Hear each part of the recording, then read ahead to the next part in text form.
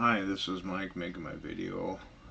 This is 4:30, 2025, and it's 8:43 a.m. Basically. Uh, so I'm making this video to talk about, basically, uh, the two minds and, you know, how they work. And the phenomenon of manifestation. And it's like we're basically playing a game, uh, if that makes any sense. We're playing this game, and it's like a multiplayer game, and we're all basically connected. And it's like we got the goggles on, it's our eyes, and we got our bodysuit on, and we can feel things, and of course our headphones, our earphones and stuff, headphones, whatnot. Our feedback system, from our body, our senses. And our brain is, bathed in water and darkness, surrounded by darkness. And we're basically connected. And, we have, it's like we're playing a multiplayer game, if that makes any sense. And, through entanglement in the von Neumann chain and stuff like that, we experience a shared reality. And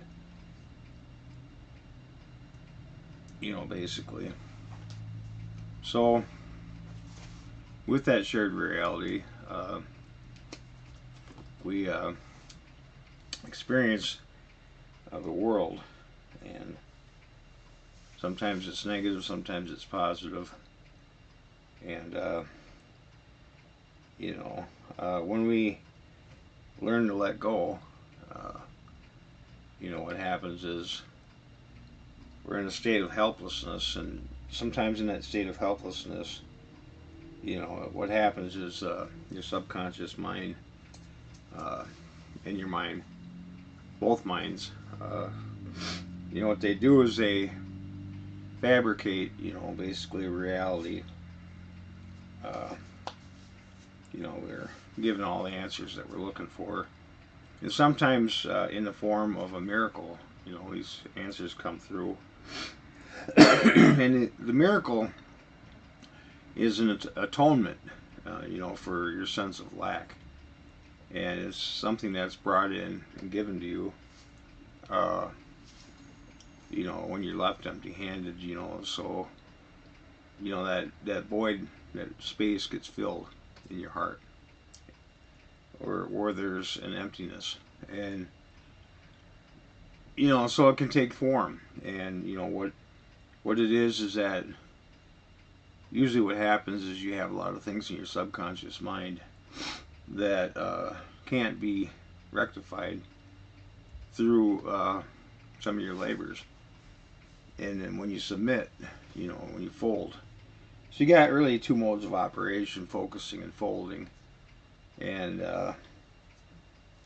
when you fold, sometimes when you give in, you sacrifice is really what it amounts to. And you give up what one set of things for another.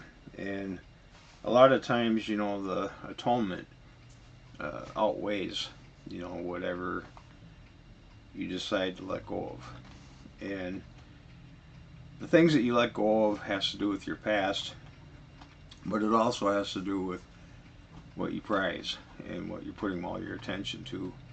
And that could be a girlfriend, it could be property, it could be money, it could be, whatever you value. So God's a jealous God, and He requires, or she, I guess, it rather, requires a perfect sacrifice. And, God being androgynous, and God being your own psyche, and you submit, and then what happens is it opens the door for things to come in. And the windows of heaven open up and they pour down a blessing so big you can't contain it, and that's your eyes. And heaven being your mind, and your mind is actually a lot larger than you think, and you're connected to things that you wouldn't even believe. So, just your thoughts alone become things. And, you know, there's things that can manifest, out of the thin air. People, and of course, merchandise and objects. Sometimes these objects are so different that you wouldn't even imagine that they could do that, how something could just materialize out of thin air. But things do. And of course, dimensions, and you have properties that you can manipulate with just your thoughts. And of course, your vibrations have to be high enough, and your beliefs have to be there, and of course, your actions. So your thoughts, words, and deeds. And you do that, and then if it's the right recipe and the right timing, and of course your sacrifice, and then of course your determination, your desire. There's about probably like 7 to 12 things. I don't know exactly for sure right now, but it's probably 12 universal laws, and you follow these laws, giving and taking. And anyway, it's all process, and then supernatural things happen that are astounding. And it really, I guess the best way to say it is, it all happens on the inside of your mind. Your mind is the universe, and people keep thinking that there's two separate states of being, heaven and earth. But heaven and earth, will pass away, meaning that they will no longer exist as separate states. So, with that being said, the inside becomes like the outside. So it's really ultimately on the inside, but it looks like it's on the outside. It gives you the illusion that it's on the outside. So, I've been doing this trial and error, and I've been doing it for many years. And it started when I was probably around 10 years old, and maybe even like 5. But, all the things have come true for the most part, come to fruition. And, it's just like I have a whole different understanding on things. The genie's been let out of the bottle, and it can't be put back in. And, I can't go back to go and collect $200. Those types of things no longer exist. I can't go back to the way things were.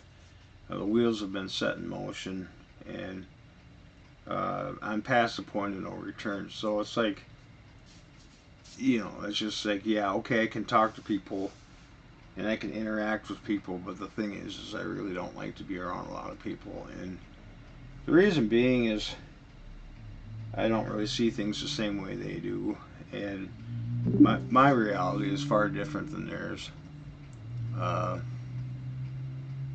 As a result of that, I just don't share the same realities, so I don't like to be around them.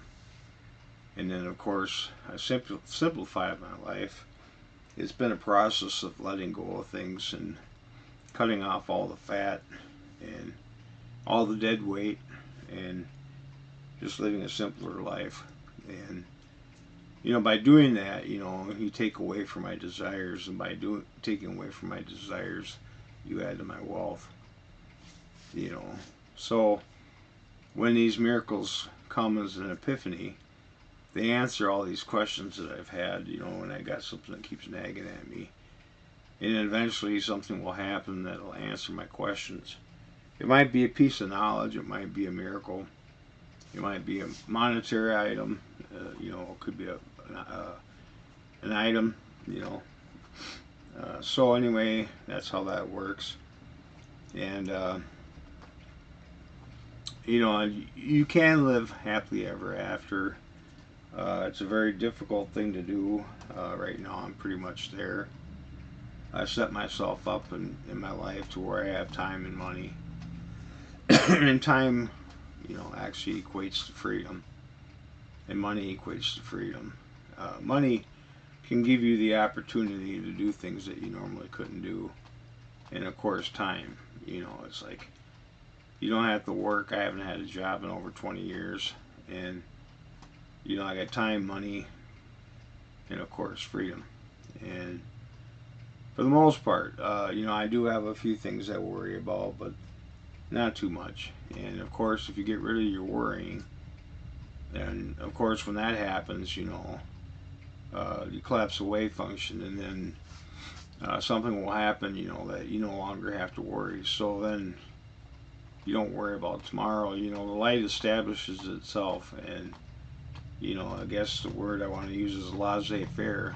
The economy takes care of itself, and of course, my problems, however minuscule they might seem to somebody else, they disappear, or how big they seem to somebody else, they disappear. So anyway, tomorrow takes care of itself as far as financially, and then of course, as far as other things go, and the things I used to desire, I don't desire anymore. And the reason being is, I've had miracles that pretty much solve those problems. And, I just simplify my desires. I don't have as many. So the more desires that I get solved, and the more things that get cured, and the bigger the remedy is. And of course, when that happens, the wave function collapses, and then eventually I can say to myself, I don't have to worry as much. And that's really ultimately the goal in life, is to have it to where you don't have to worry about things, and you have peace. And this overwhelming sense of peace, right now, I do things like drink coffee, I smoke my cigarettes and whatnot, but,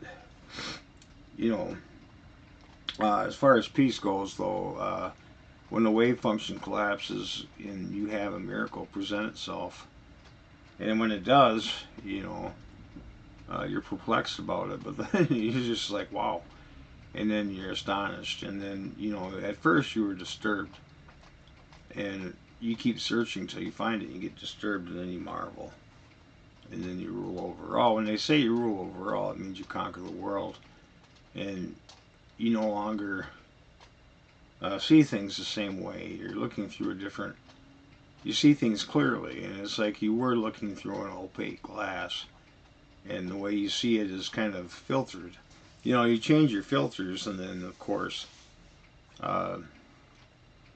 you hear no evil, you speak no evil, and you see no evil.